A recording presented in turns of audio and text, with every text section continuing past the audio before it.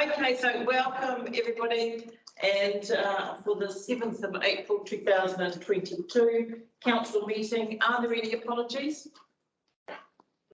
There being none. Any items not on the agenda? There being none. Any conflicts of interest?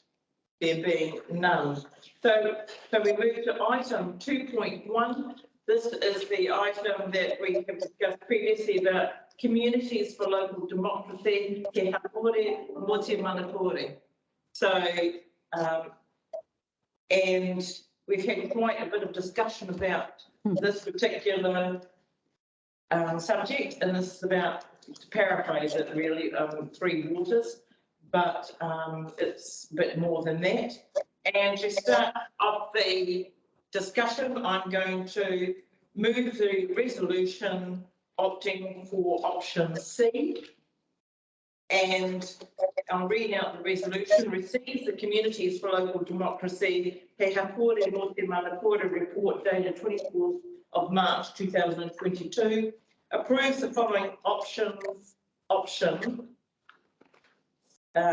singular, for the Communities for Local Democracy Te Hapori Te Manapori to C, Council to sign MOU, and approves 15,000 to be funded from the existing government subscriptions budget to become a member of the Communities for Local Democracy Te Hapori Te Manapori if option C resolution is passed. Seconded, John. It's now open for discussion.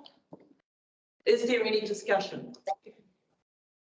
I can't see who's present. Who's not present? Everyone's, can you? We're all here. Terry and Tony are also online. Right, thank you. So we're all present. Is there any discussion before I put the resolution? Martin. I'd just like to say one thing if I could. Okay, Terry. Yeah, I just want to thank Rex for all the information, supporting information to give us a clear understanding of this this issue, and that I've really canvassed hard the feelings of the ratepayers and residents, and are very strong asking us to represent this in this way. So I'm supporting this 100%. Martin? I can't support it because I don't feel that there's enough information from the Communities for Local Democracy to know what we're actually signing up for. Robin? I sent an email around after we'd had our last conversation about this, highlighting some issues that another council has had, unintended consequences of signing up for the Communities for Local Democracy. And I asked in that email whether anybody here who has good relationships with their local iwi had canvassed this issue with them. I know Rex responded to say that DIA was responsible for iwi liaison with the Three Waters project, but I don't know that that doesn't sit well enough with me in terms of when I think of our external relationships with the people in our area. And so I'm just asking, has anybody canvassed this with, I know Murray, Tony, you have a good relationship with Ngāti Hey, you talk to David Taiperi quite a lot, Sandra, have you canvassed this issue? Are there going to be unintended consequences with us making a decision without hearing the other side of the conversation?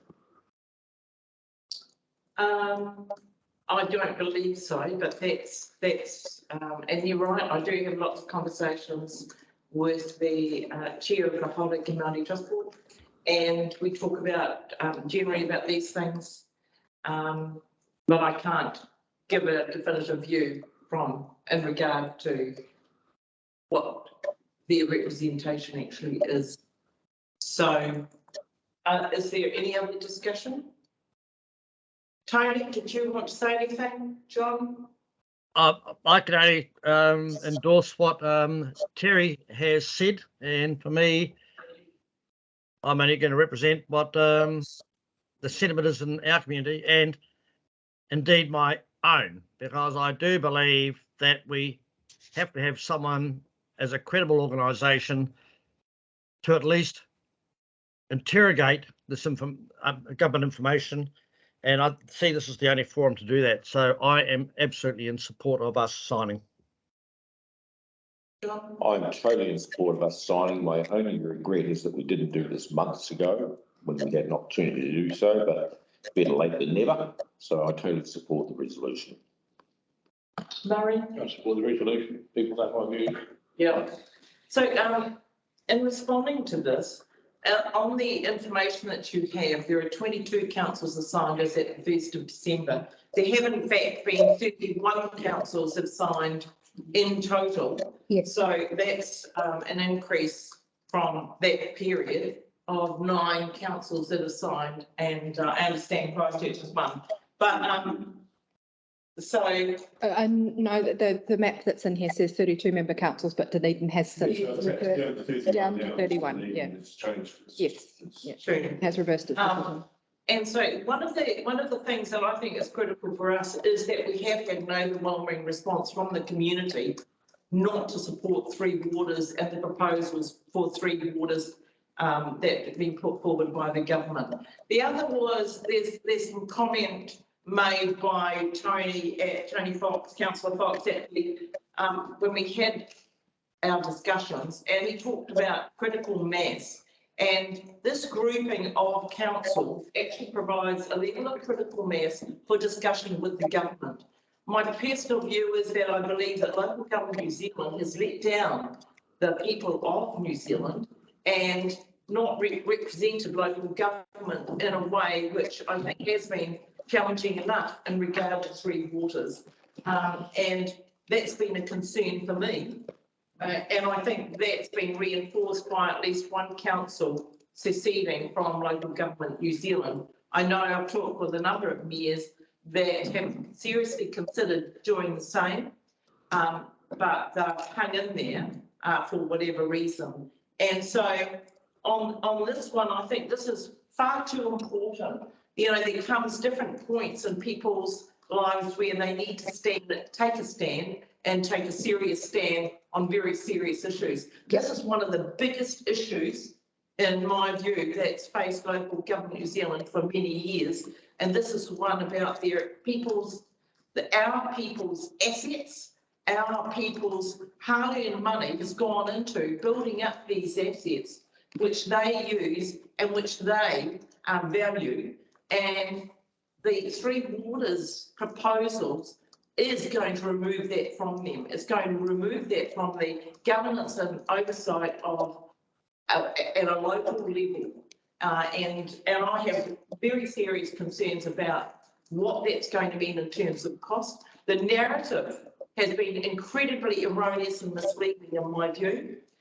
Can I say that when you have a system of reporting that calls a water supply non-compliant because it missed a 15 to 20 second interval of reporting, and then it declares that water supply non-compliant, that's incredibly erroneous in my view. And there's plenty of that going on in the narrative around this Three Waters. And has been for some years. Yeah. Yeah.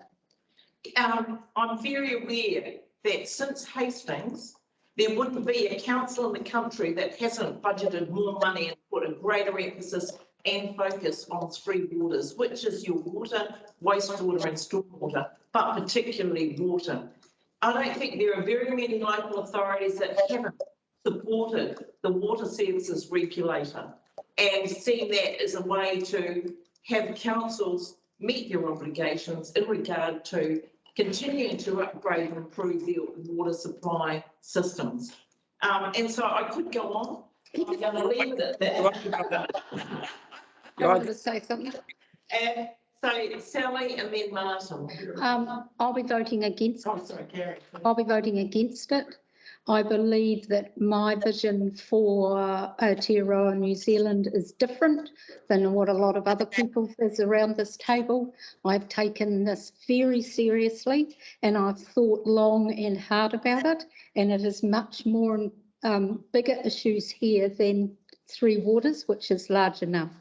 And so my vision for New Zealand is very important to me, and this resolution doesn't support that vision. Thank you, Sally. Martin? Yes, Sorry, Gary, then Martin. cool. We'll take Gary and then Martin, if that's all right, Gary. Yeah, well, excuse the pun, but I think this Three Waters is probably dead in the water. And it's going to, we're just putting $15,000 worth of ratepayers' money into something.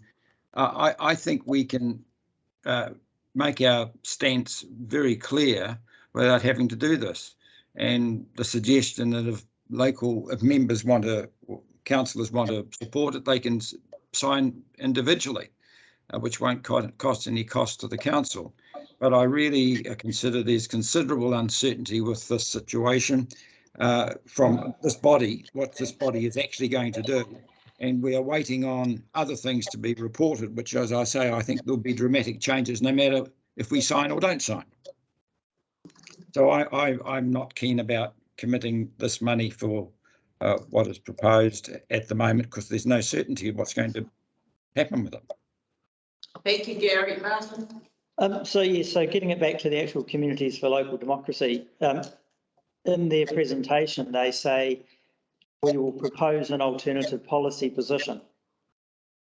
So I haven't seen what the alternative policy position is. I don't know if anyone else has. Thank you, Martin. But if we haven't seen an alternative policy position, we are committing this council and our district to supporting an alternative policy position that we've had no input into. So I think, far from making our point clear, I think this is making our point extremely muddy. And Sandra, you yourself have gone on record saying you don't want to support something with unforeseen costs or consequences. I find this astonishing that you're backing this so much when it's potentially exposing us to their alternative policy position that we don't know anything about. Thank you, Martin. Are there any other comments? Well, actually, that's raised one for me. Are there any hidden costs for this? Like, once we've paid the 15,000, are they going to then come back and say, that's it?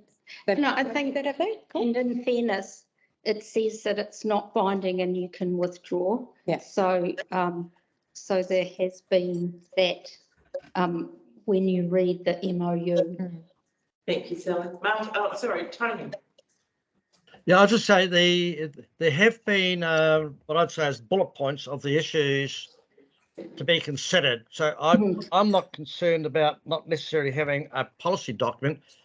This has now got a group together that will do just that. So I'm comfortable with it, and this matter needs to be challenged. So I remain supportive. And I'd like to remain supportive because, all due respect, that my vision is for this district, is for the people of our communities who have paid hard-earned money into these assets that belong to them. These are the assets that belong to this district, and I don't want to see those assets taken out of this district. I think that we can go ahead, that the councils in this country, if they're given support from the government, financial support, they can come up with a better solution for meeting their obligations without having to create new entities. And if the government just sat down and actually did an analysis of funding sources, and there's only really one, the only money that ever comes from anywhere is from ratepayers or taxpayers, and they're the same thing. And so you have to make sure that you can do this in an affordable way. And I think that. Madam Chair, understanding order. You hear me? Terry, you've got your hand up. Yes, I just want to say that we still turn on the taps in the morning, water comes out and it's fine to drink. There are some issues around, but this has been bulldozed through without all the considerations put into place. As I come down the island, I see these farmers' water schemes are put in place, and talked to a few of them, and they said, this is feeding 3 or 4 houses. We've put it in ourselves. We're irrigating. We're doing those things. They haven't even considered half the issues that these people have put together. So we're jumping into a trap, and this has been something that we need to be fighting for to get it right. And if we don't do this, we're not going to get it right, and we're going to regret it for the future. So I think this is a good step forward to say, hey, stop, think about what you're doing and listen to the people. Right, let's vote. Okay, then I'm going to put the resolution. All those in favour, please say aye. Aye. Aye. Against? No, It's carried. So that, Can I have my name registered as voting against, please? pardon, you're recording your, no, Yes. yes. So Gary, you want yours recorded? well, what's the vote? It's what, 5-4, is it? Yeah, Yeah. so it's all over. We're Thank you meeting. very much. I shall now close the meeting. Thank you very much, everybody, for your participation. It's a very important subject. Right.